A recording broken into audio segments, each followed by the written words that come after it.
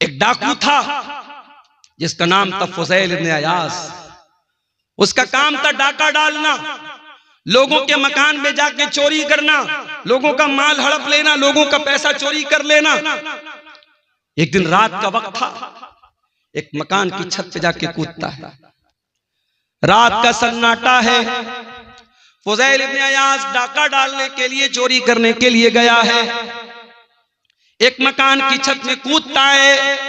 दूर से कोई अल्लाह का बंदा अपने घर में बैठ के कुरान की तिलावत कर रहा है। उसकी तिलावत की आवाज फुज़ैल इब्न अयाज़ के कानों में पड़ती है और इत्तेफाक से वो इंसान कुरान की यही आयत पढ़ रहा है, अलम यअनि लिल्लज़ीना आमनू अन तख्शा कुलूबुहुम लिज़िक्रिल्लाह।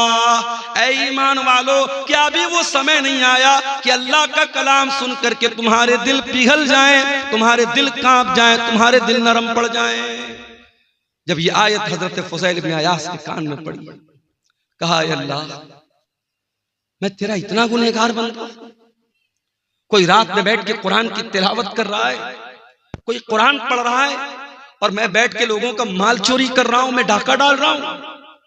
अय अल्लाह, मैं तौबा करता हूं तेरी बारगाह में। वो टाइम आ गया है अल्लाह, जिस टाइम के बारे में तू पूछ रहा है कि वो समय कब आएगा, वो समय आ चुका है। फुज़ैल इब्न अयाज़ ने सच्ची तौबा की, वहां से निकले। एक जगह अंधेरा था, बारिश का मौसम था, लोग एक जगह रुके हुए थे एक मकान में और आपस में बातें कर रहे थे। रात बहुत हो गई है, अब हमें यहीं रुक जाना चाहिए। किसी ने कहा नहीं, यहां रुको मत, हमें चलना चाहिए। क्या पता फुज़ैल इब्न अयाज़ नाम का डाकू कहीं छुपा हो और हमें पकड़ करके हमें लूट ले, मार ले। इससे पहले कि हमारा माल चोरी हो जाए, हमें यहां से निकल जाना चाहिए। फुज़ैल इब्न अयाज़ ने आसमान की तरफ देखा, कहा अल्लाह, तेरे बंदे आज मुझसे डरते हैं। उन्हें डर है फुज़ैल इब्न अयाज़ ना आ जाए, मेरा माल चोरी ना हो जाए, मेरे माल पे डाका ना पड़ जाए। ऐ अल्लाह, आज तेरा बंदा तुझसे सच्ची तौबा करता है और तुझसे वादा करता है जब तक जिंदा रहेगा तेरे घर को नहीं छोड़ेगा, अपनी सारी जिंदगी तेरे घर के लिए कुर्बान कर देगा, तेरी मस्जिद के लिए कुर्बान कर देगा। फुज़ैल इब्न अयाज़ तौबा करते हैं और वहां से वो मक्का आते हैं और सारी जिंदगी अपने आप को खाने काबा के साथ जोड़ लेते हैं और इतने बड़े आलिम बन जाते हैं, इतने बड़े इमाम बन जाते हैं कि उनको अपने दौर का सबसे बड़ा आलिम माना जाता है और सबसे बड़े बड़े जाहिद और आबिद लोगों में उनका शुमार होता है। कुरान तो वही है मेरे भाई, कुरान वही है, कुरान की आयतें वही है। एक डाकू ने सुना और तौबा कर ली और हम और आप उस कुरान को सुनते हैं और हमारे दिल पर कोई असर क्यों नहीं होता? कुरान जवाब दे रहा है, सुम्मा क़सत क़ुलूबुकुम मिन बादि ज़ालिका, तुम्हारे दिल पत्थरों से भी ज्यादा कठोर हो चुके। इत्तेफाक से रमजान के लास्ट में उम्रा करने का मौका मिला, अल्लाह के फजल व करम से, उसकी तौफीक से।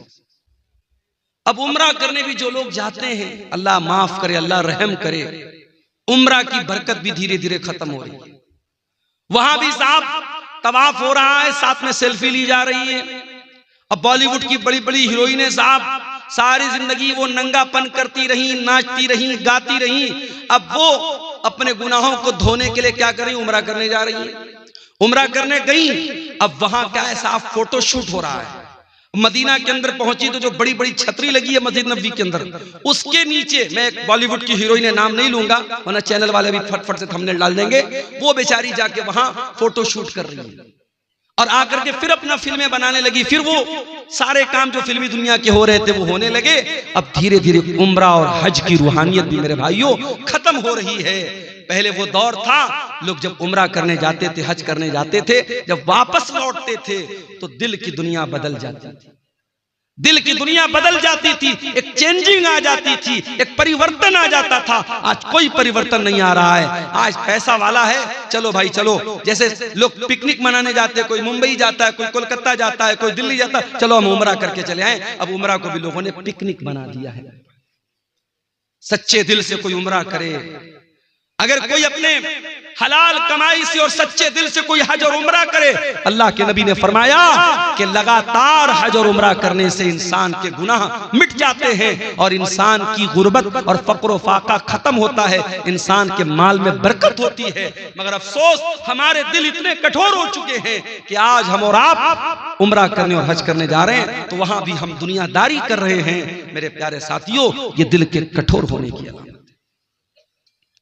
हरम के अंदर आज भी जब कुरान पढ़ा जाता है, अल्लाह की कसम खा करके कहता हूं, आप बिहार के सीमांचल के रहने वाले, आपको अरबी जबान तो नहीं आती होगी आमतौर से, आप अरबी जबान का मतलब नहीं जानते होंगे, मगर इमाम जब हरम के अंदर कुरान पढ़ता है ऐसा लगता है कि कुरान हमारे दिलों को चीर रहा है। जब अजाब की आयतें आने लगती हैं, जब जहन्नम की आयतें आने लगती हैं और हरम का इमाम उस आयत के ऊपर रोने लगता है, मैं देखता हूँ मुसल्लियान भी रोने लगते हैं, मैं देखता हूँ उसमें अफ्रीका का काला भी रो रहा है, उसमें यूरोप का गोरा भी रो रहा है, उसमें बांग्लादेश का बंगाली भी रो रहा है, उसमें इंडिया का इंडियन भी रो रहा है। जिनकी जबान अरबी नहीं है, जिनको अरबी जबान नहीं आती है, जो अरबी जबान को नहीं समझते, मगर कुरान की ऐसी कैफियत है मेरे भाइयों, कुरान का ऐसा असर है कि कुरान डायरेक्ट दिल पर असर करता है।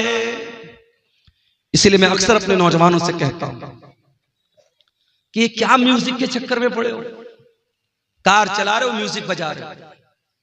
अभी मेरा एक प्रोग्राम था दरभंगा में, अब ड्राइवर बेचारा गैर मुस्लिम था, रात का टाइम था, मुझे जल्दी निकलना भी था, सुबह क्लास भी करनी थी। ड्राइवर ने कहा मौलाना साहब अगर इजाजत हो तो गाना बजा लो।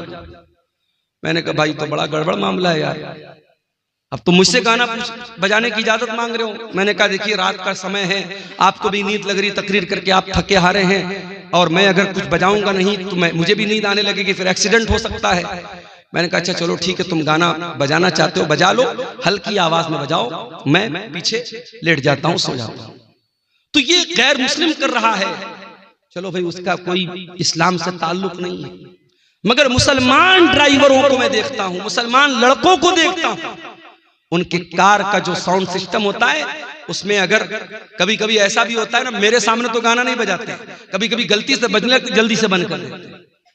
तो गाना बजा रहा है आज हमारा नौजवान, ये नहीं सोचता है अगर कार चलाते हुए अल्लाह ना करे एक्सीडेंट हो गया, मौत आ गई, उसी हाल में हम मर गए, तो कयामत के दिन जब हम उठेंगे तो उस दिन भी गाना सुनते हुए और गाना बजाते हुए उठेंगे। ये कितनी बदनसीबी की मौत होगी, कितने अफसोस की मौत होगी। कानों में ईयरफोन ठूस के और कानों में एयरपोर्ट ठूस करके वो गाना सुन रहा है, अल्लाह ना करे उसी हाल में अगर रूह निकल गई और दिल की धड़कन बंद होगी तो क्या हाल होगा तेरा। इसलिए कि अल्लाह के नबी फरमाते हैं इन्नल अब्द युबास वाला मा मात अलैहि, बंदा जिस हाल में मरेगा उसी हाल में कयामत के दिन उठाया जाएगा। जो कुरान पढ़ते हुए मरेगा वो कुरान पढ़ते हुए उठाया जाएगा, जो गाना सुनते हुए मरेगा वो गाना सुनते हुए उठाया जाएगा, जो गंदी वीडियो देखते हुए मरेगा वो गंदी वीडियो देखते हुए उठेगा, जो ज़िना करते हुए मरेगा वो ज़िना करते हुए उठेगा, जो शराब पीते हुए मरेगा वो शराब पीते हुए उठेगा, जो हलाल काम करते हुए मरेगा वो हलाल काम करते हुए उठेगा। हत्ता के अगर कोई हाजी हज करने गया है, अल्लाह के नबी ने फरमाया अगर इहराम की हालत में हाजी का इंतकाल हो जाए तो उसको अलग से कोई कफन पहनाने की जरूरत नहीं है, उसी इहराम के कपड़े में उसे कफना दो। इसलिए कि कयामत के दिन वो हाजी जब उठेगा तो उसी इहराम के कपड़े में उठेगा और लब्बैक अल्लाहुम्मा लब्बैक कहते हुए उठेगा। मेरे साथियों, अगर आपको गाना और म्यूजिक से प्यार और मोहब्बत है और आपके दिल को गाने की आवाज से सुकून मिलता है, म्यूजिक से सुकून मिलता है, तो ये इस बात की पहचान है कि दिल के अंदर ईमान बहुत कमजोर हो चुका है, दिल मुर्दा हो रहा है। इसलिए कि कुरान कहता है अला बिज़िक्रिल्लाहि तत्मइन्नुल कुलूब, ईमान वालों के दिल को तो अल्लाह के जिक्र से सुकून मिलता है, ईमान वालों के दिलों को तो कुरान से सुकून मिलता है। हमारे प्यारे नबी सल्लल्लाहु ताला अलैहि वसल्लम कुरान पढ़ा भी करते थे और कुरान सुना भी करते थे। एक मर्तबा आपने हजरत अब्दुल्ला बिन मसूद से कहा, अय अब्दुल्ला तुम मुझे कुरान पढ़ के सुनाओ। अब्दुल्ला बिन मसूद बहुत अच्छा कुरान पढ़ते थे, बहुत खूबसूरत आवाज थी। अब्दुल्ला बिन मसूद ने कहा कि अल्लाह के रसूल मैं आपको कुरान पढ़ के सुनाऊं? ये कुरान तो आप ही के ऊपर उतरा है, मैं आपको कैसे पढ़ के सुनाऊं? आपने फरमाया ऐ अब्दुल्ला इन्नी उहिब्बु अन अस्माअहु मिन गैरी, आज मैं दूसरे के मुंह से कुरान सुनना चाहता हूं, आज तुम मुझको कुरान पढ़ के सुनाओ। हजरत अब्दुल्ला कुरान पढ़ने लगे। अल्लाह के नबी सुन रहे हैं, हजरत अब्दुल्ला कुरान पढ़ रहे हैं। अल्लाह अकबर। अल्लाह के नबी बैठ करके कुरान सुन रहे हैं। मेरे नौजवानों जरा दिल पे हाथ रख के बताओ, आखिरी बार तुमने अपने मोबाइल में कुरान कब सुना था? चलो आओ इसी बात पर चेक किया जाए, तुम्हारे YouTube की हिस्ट्री चेक की जाए, तुम्हारे ब्राउजर की हिस्ट्री चेक की जाए। तुमने लास्ट टाइम कुरान को कब प्ले किया था? तुम्हारे मोबाइल में कुरान कब तुमने सुना था? कुरान को कब चलाया था? चेक किया जाए तो शर्मिंदगी उठानी पड़ जाएगी, शर्मिंदा होना पड़ जाएगा। मोबाइल आप लॉक करके वापस रख दे, नहीं मौलवी साहब रहने दीजिए। ये हालात है हमारे। हमारा नौजवान आज कुरान को न पढ़ता है न सुनता है। तुम्हारे नबी का हाल ये है, नबी कुरान सुन रहे हैं, हजरत अब्दुल्ला कुरान पढ़ रहे हैं। अब्दुल्ला बिन मसूद कहते हैं मैं कुरान पढ़ने लगा, अल्लाह के प्यारे नबी गौर से कुरान को सुनने लगे। मैं सूरह निसा की तिलावत कर रहा था। मैं पढ़ते पढ़ते जब सूरह निसा की आयत नंबर 31 के ऊपर पहुंचा, फकैफ़ इज़ा जीना मिन कुल्लि उम्मतिन बिशहीद व जीना बिका अला हाउलाई शहीदा। ऐ नबी उस वक्त आपका क्या हाल होगा जब हम हर उम्मत के ऊपर से गवाह लाएंगे, और ऐ नबी हम आपकी उम्मत पर आपको गवाह बनाएंगे। जब इस आयत पर मैं पहुंचा, अल्लाह के नबी ने कहा हस्बुकलान, ऐ अब्दुल्ला अब रुक जाओ, अब बस कर दो, अब रुक जाओ, अब स्टॉप कर दो। हजरत अब्दुल्ला बिन मसूद कहते हैं मैंने नजरों को उठा करके देखा कि अल्लाह के नबी मुझको क्यों रोक रहे हैं, क्यों मना कर रहे हैं। फैजा ऐनाहु तजरीफान, मैंने क्या देखा कि अल्लाह के नबी की आंखों से आंसू बह रहे हैं। अल्लाह के नबी रो रहे हैं, अल्लाह के नबी की आंखों से आंसू बह रहे हैं। वो जिम्मेदारी का जो एहसास आपको हुआ, जो जिम्मेदारी कयामत की दिन आपके कंधों पर डाली जाएगी, उस जिम्मेदारी को याद करके अल्लाह के नबी रो रहे हैं।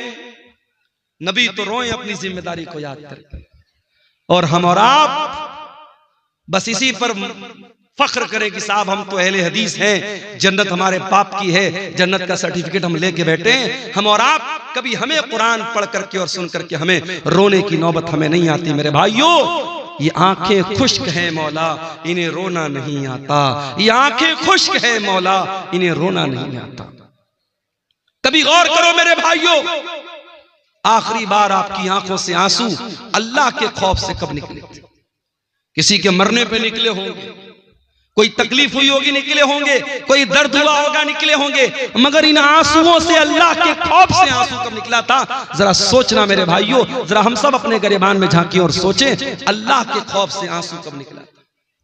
अल्लाह के नबी फरमाते हैं लैसा शैउन अहब्बु इलल्लाहि मिन क़त्रतैन, अल्लाह ताला को दो कतरे बहुत पसंद हैं। दो कतरे अल्लाह ताला को बहुत पसंद हैं। कतरतु दुमूइ मिन खशियतिल्लाह, एक आंसू का कतरा जो इंसान की आंखों से अल्लाह के खौफ से निकलता है, अल्लाह के डर से निकलता है, वो आंसू के कतरे अल्लाह ताला को बहुत पसंद हैं। व कतरतु दमिन तुहराक़ु फी सबीलिल्लाह, और दूसरा वो खून का कतरा जो अल्लाह की राह में बहाया जाता है, अल्लाह की राह में शहीद होने वाला, अल्लाह की राह में जिहाद करने वाला, अल्लाह की राह में लड़ने वाला, उसके खून के कतरे अल्लाह ताला को बहुत पसंद हैं। वो आंसू जो अल्लाह के खौफ से निकलते हैं मेरे भाई, वो आंसू अल्लाह को बहुत पसंद है। अल्लाह के प्यारे नबी फरमाते हैं, बुखारी और मुस्लिम की रिवायत है, कयामत का दिन होगा, सूरज 1 मील की दूरी पर होगा, लोग गर्मी से पसीने से बेहाल होंगे। सबअतुन युज़िल्लुहुमुल्लाह, 7 तरीके के बंदे अल्लाह ताला के ऐसे होंगे जिनको अल्लाह ताला अपने अर्श का साया देगा।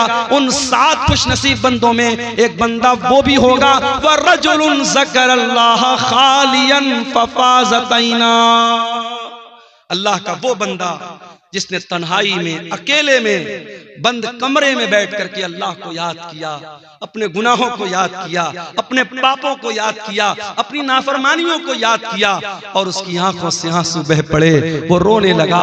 उस अल्लाह के खौफ से बहने वाले आंसू को अल्लाह ताला कयामत के दिन उनकी लाज रखेगा और उस इंसान को अल्लाह ताला कयामत के दिन गर्मी से बचाएगा, सूरज की तपिश से बचाएगा। मेरे भाइयों, मैं फिर से उसी आयत को पढ़ता हूं जो खुतबे मसनूआ के बाद मैंने पढ़ी थी।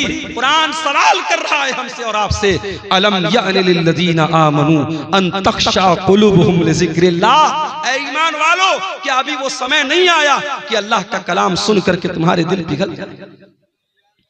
मेरे प्यारे नौजवान साथियों, तुमसे भी एक बात कहनी है। नौजवानी बड़ी खतरनाक उम्र होती है। शैतान सबसे ज्यादा अगर किसी उम्र के अंदर इंसान को बहकाता है तो जवानी में बहकाता है।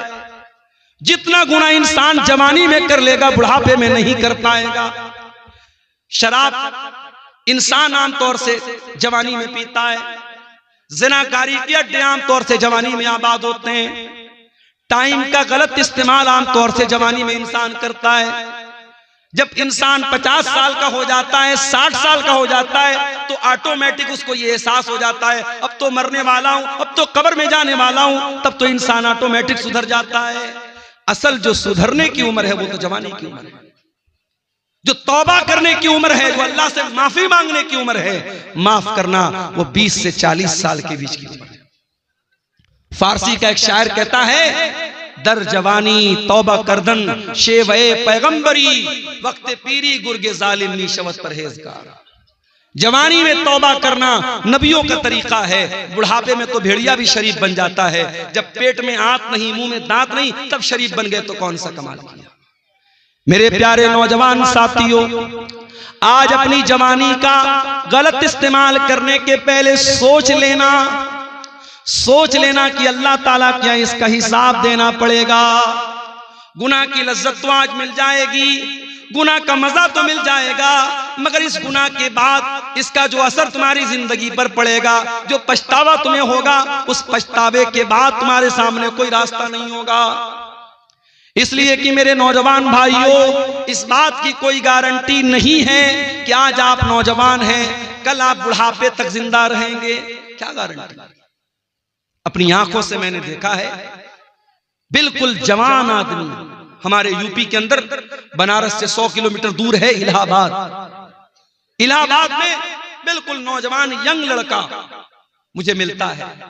पेशे से डॉक्टर है और मेरी आदत है, अगर तकरीर में कोई वेल क्वालिफाइड, वेल एजुकेटेड, पढ़ा लिखा अगर इंसान अगर मिलने आता है, मैं बड़ी तवज्जो से मिलता हूं, क्योंकि आज के इस दौर में पढ़े लिखे लोग और जो है समाज में जिनका एक मकाम और स्टेटस है, इस तरीके के लोग अगर प्रोग्राम में आ रहे हैं और उलमा से मिलने आ रहे हैं, ये बड़ी बात है। ऐसे लोगों का हमें वेलकम करना चाहिए, इस्तेकबाल करना चाहिए।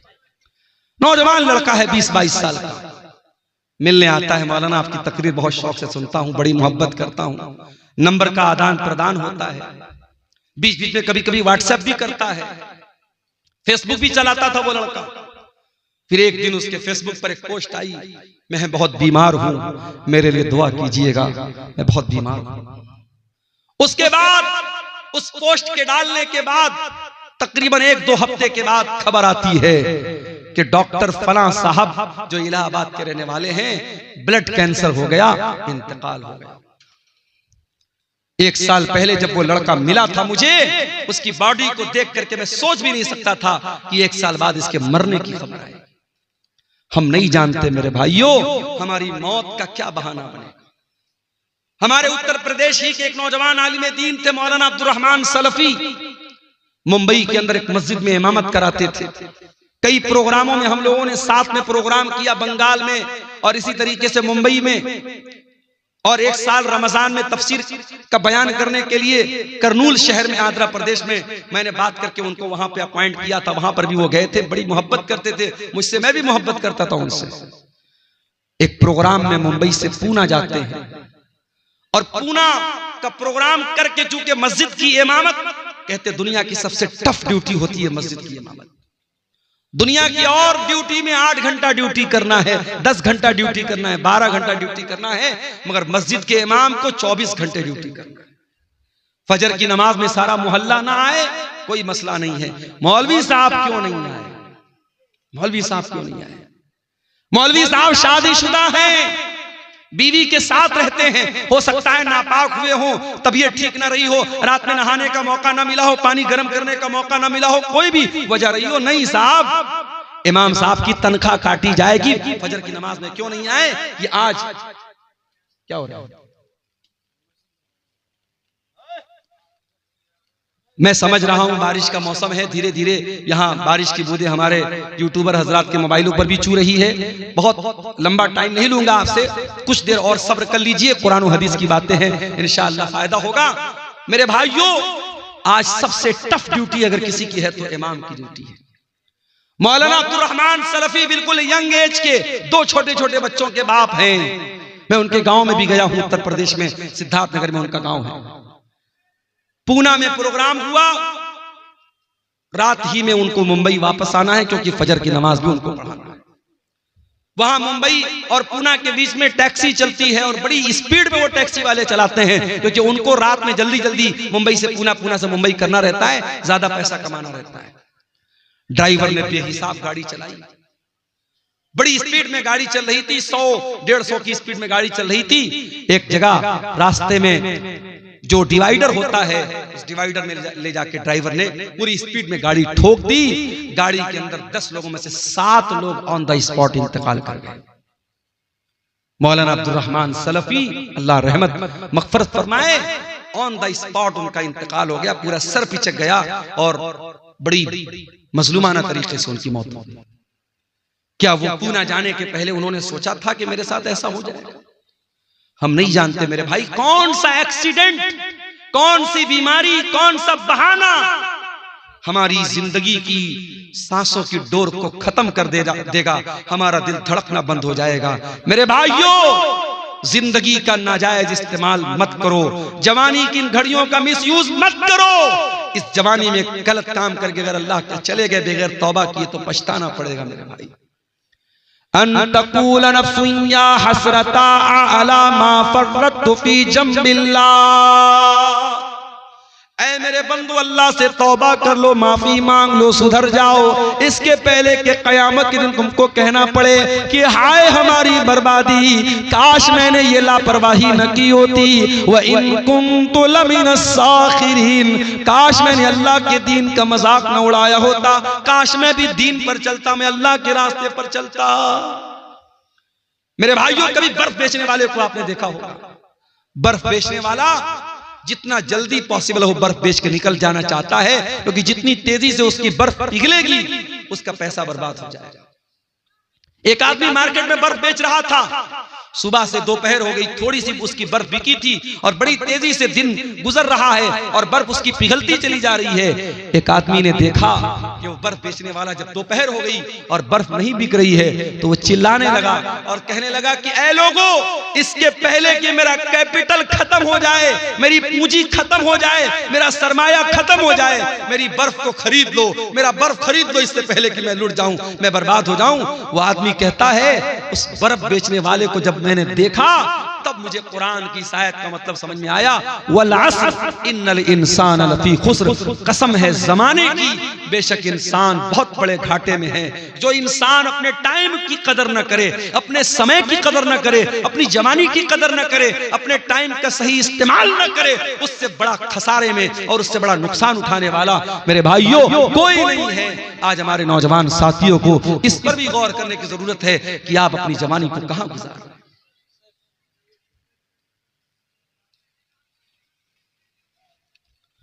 कुरान का वो सवाल हमसे और आपसे हो रहा है, अलम यानि लिल्लज़ीना आमनू अन तख्शा कुलूबुहुम लिज़िक्रिल्लाह, क्या ईमान वालों के लिए अभी वो समय नहीं आया कि अल्लाह का कलाम सुन करके उनके दिल पिघल जाएं, नरम पड़ जाएं। आज हमारे दिल इतने कठोर हो चुके हैं, मुर्दे को दफनाने के लिए कब्रिस्तान में लेकर के जाते हैं, अपने हाथों से कफनाते हैं, दफनाते हैं, मिट्टी देते हैं, फिर भी हमको ये एहसास नहीं होता कि एक दिन हमारे साथ यही होने वाला है। मेरे प्यारे भाइयों, आज बंद कमरे में लाइट को बंद कर दिया जाए, पंखा बंद कर दिया जाए, कमरा बंद कर दिया जाए, चारों तरफ से पैक कर दिया जाए और उस कमरे में हमको रखा जाए, हमारा दम घुटने लगेगा, हम बेचैन हो जाएंगे। ओ लोगों, जरा तसव्वुर करो, जरा गौर करो, कब्र के अंदर जब आप जाएंगे मेरे भाइयों, हम और आप जाएंगे, उस कब्र के अंदर हमें रखा जाएगा और मिट्टी डाल करके लोग चले जाएंगे। न वहां कोई लाइट होगी, न वहां कोई एसी होगा, न वहां कोई कूलर होगा, न वहां कोई पंखा होगा। वहां अगर एसी और कूलर और रोशनी मिलेगी, हमारे ईमान की बदौलत मिलेगी, हमारी नेकियों की बदौलत मिलेगी। मेरे भाइयों, दुनिया में एसी बहुत लगवाया आपने, दुनिया में पंखा बहुत लगवाया आपने, दुनिया में लाइटिंग बहुत लगवाई आपने, कब्र में वो लाइटिंग कैसे मिलेगी? जरा इस पर भी गौर करो मेरे प्यारे साथियों।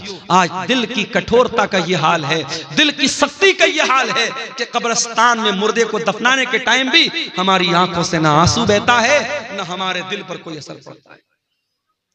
अल्लाह के प्यारे नबी एक अंसारी सहाबी के जनाजे में जाते हैं, जनाजे को कब्र में उतारा जा रहा है, लाश को कब्र में उतारा जा रहा है और अल्लाह के प्यारे नबी कब्र की एक साइड में बैठे हुए हैं और आपके आसपास सहाबा भी बैठे हुए हैं। अचानक अल्लाह के नबी ने कब्र की तरफ देखा और कब्र में होने वाला जो अजाब है, कब्र में होने वाले जो हालात हैं, उनके बारे में सोच करके अल्लाह के नबी रोने लगे। इतना रोए, इतना रोए, हदीस के अल्फाज हत्ता बल्ल सरा, आपके आंसुओं से उस जगह की जमीन भीग गई, वहां की मिट्टी भीग गई और आपने उस कब्र की तरफ इशारा करके फरमाया, लिमिस्लि हाज़ा फ़अइदू या इख़वानी, ऐ मेरे सहाबा, इस कब्र की तैयारी करो, यहाँ तुमको जाना है, इस कब्र में तुमको जाना है, यहाँ तुमको हिसाब देना है, तैयारी करना है तो इस कब्र की तैयारी करो। मेरे प्यारे साथियों, आज हालात ये हैं, मैं आपके कटिहार का हाल नहीं जानता, मैं आपके पूर्णिया अररिया का हाल नहीं जानता, मगर बनारस के कब्रिस्तानों में मैंने देखा कि बहुत सारे नौजवान कब्रिस्तान पे बैठकर जुआ खेलते हैं, बहुत सारे नौजवान कब्रिस्तान पे बैठ के शराब पीते हैं, बहुत सारे नौजवान मोबाइल पर गंदी वीडियो देखते हैं। यानी जहां हमारे मुर्दे दफन हैं, जहां अपने अपने अमल के हिसाब से कब्र में उनके साथ मामला हो रहा है, उस कब्रिस्तान में बैठ करके भी आज इंसान अल्लाह को याद नहीं करता है, मौत को याद नहीं करता है। अलम यानि लिल्लज़ीना आमनू अन तख्शा कुलूबुहुम लिज़िक्रिल्लाह, ऐ ईमान वालों, क्या अभी वो समय नहीं आया कि अल्लाह का कलाम सुन करके तुम्हारे दिल पिघल जाए? उस्मान गनी को देखो मेरे प्यारे साथियों, क्या हुआ? थोड़ा धीरे धीरे बात करें। उस्मान गनी कौन है? नबी के दामाद हैं, नबी के दोहरे दामाद हैं, नबी की दो बेटियां इनके निकाह में आई हैं। उस्मान गनी वो उस्मान है, हर मौके पर अल्लाह के दीन के लिए, मस्जिद के लिए, नबी के मदरसे के लिए, नबी के सहाबा को पानी पिलाने के लिए, इस्लाम की राह में लुटाने के लिए उस्मान गनी अपनी दौलत का मुंह खोल देते हैं। उस्मान गनी ने कभी अपने कदम को पीछे नहीं रखा। वो उस्मान गनी